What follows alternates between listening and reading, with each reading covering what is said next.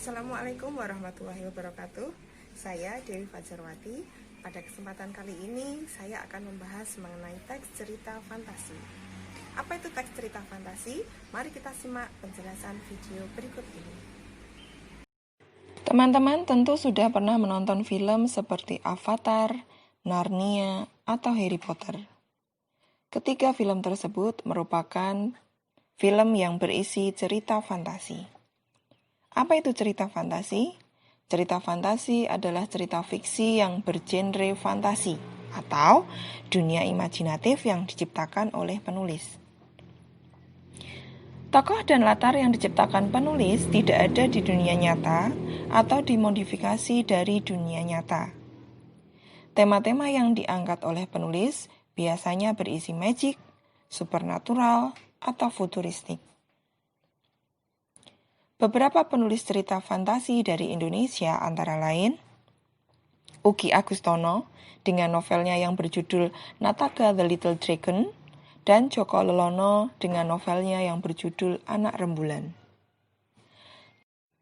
Novel Nataga the Little Dragon terinspirasi dari pengamatan penulis terhadap Komodo dan juga suasana di Pulau Komodo. Sedangkan Anak Rembulan berisi cerita fantasi dengan nuansa lokal. Ciri umum cerita fantasi antara lain terdapat keajaiban, keanehan, atau kemisteriusan. Cerita mengungkapkan hal-hal gaib yang tidak kita temui di dunia nyata. Contohnya, cerita Lorong Waktu menuju zaman Belanda yang diangkat oleh Joko Lelono dalam Anak Rembulan. Yang kedua, ide cerita terbuka terhadap daya khayal penulis. Ide cerita tidak dibatasi kenyataan di kehidupan nyata. Misalnya saja, pertempuran Komodo dan siluman serigala untuk mempertahankan tanah leluhur. Tiga, menggunakan berbagai latar lintas ruang dan waktu. Misalnya saja, dalam novel Joko Lelono yang berjudul Anak Rembulan, di sana terdapat cerita tokohnya melintasi waktu menuju zaman Belanda.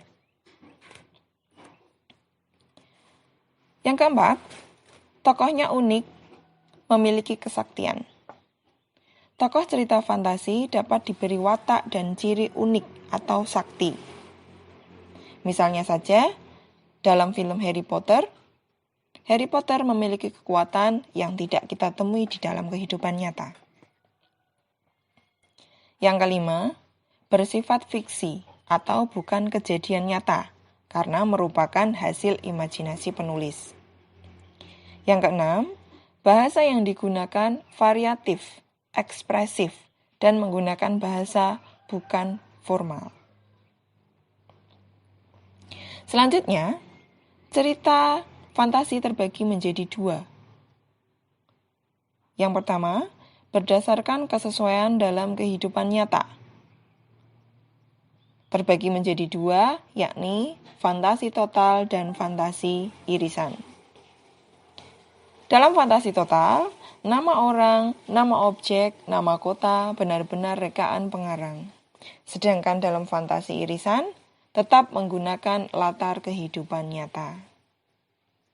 Sedangkan berdasarkan latar cerita, cerita fantasi terbagi menjadi dua, yakni latar waktu sezaman, yang artinya cerita berada pada satu masa, dan latar lintas waktu, yang artinya cerita menggunakan dua latar waktu yang berbeda. Struktur cerita fantasi terbagi menjadi tiga. Yang pertama, orientasi. Di dalam orientasi, penulis mengenalkan tokohnya, latarnya, watak tokoh-tokohnya, dan konflik yang terjadi. Yang kedua, komplikasi. Di dalam komplikasi, berisi hubungan sebab akibat sehingga muncul masalah hingga masalah itu memuncak. Misalnya saja dengan cara menghadirkan tokoh lain, mengubah latar, atau melompat pada zaman yang berbeda. Nah, sedangkan struktur yang terakhir yakni resolusi.